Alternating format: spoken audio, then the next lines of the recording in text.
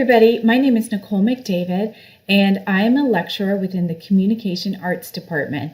And I'm here to talk to you today about one of the courses that we teach within our department, CM 113 Public Speaking.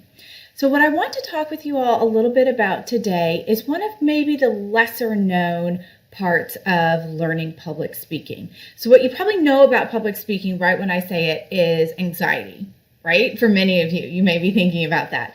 And delivering a speech and having an audience, and it all seems really overwhelming and scary.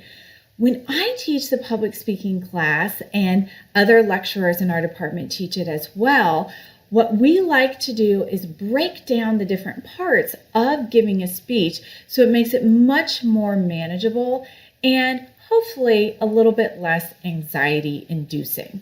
So what I want to talk with you all today is one of the ways that we break down those parts of creating a speech to help it become more familiar and something that you can carry with you into all of your other courses. So one of the things that students may not know about public speaking is that it relies on rhetoric. And rhetorical communication is looking at the study of how do we persuade and how do we give a speech that relies on logos, ethos, and pathos. Logos, ethos, and pathos are the cornerstones of creating a successful speech.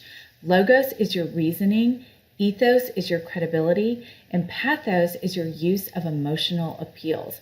So using those all well can help you to create a more successful speech. So one of those parts of speech creation that I want to jump into today and talk just a little bit more about is logos, or reasoning. When we talk about reasoning, one of the things that I always discuss is how do we create critical research strategies. So how do we become a critical researcher? So the two ways that you do this is from understanding sources and making your sources connect. When you have those two concepts together, that helps you to move towards creating a successful speech. And when you know your information well, it helps to make you less nervous in giving a presentation. So how do we understand our sources? Well, we understand our sources through knowing whether they are accurate, recent, objective, and what is their observational capacity. So accurate, is the information correct? Recent, is the information new? Objective, are there any biases within the source? And observational capacity means, is it first person information, second person information, so on and so forth.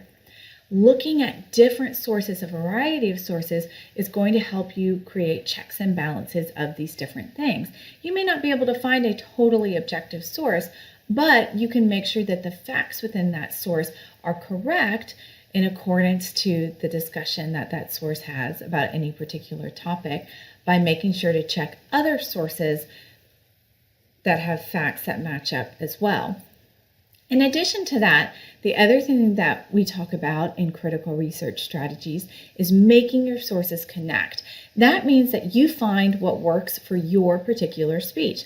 Not all speeches are going to need a peer-reviewed journal article in order for the speech to be successful. But you also want to make sure that you're not using a blog that somebody created just to put their opinions out there about salsa, perhaps. So this should give you a little bit of an idea of how we can become a more critical researcher and create logos, ethos, and pathos.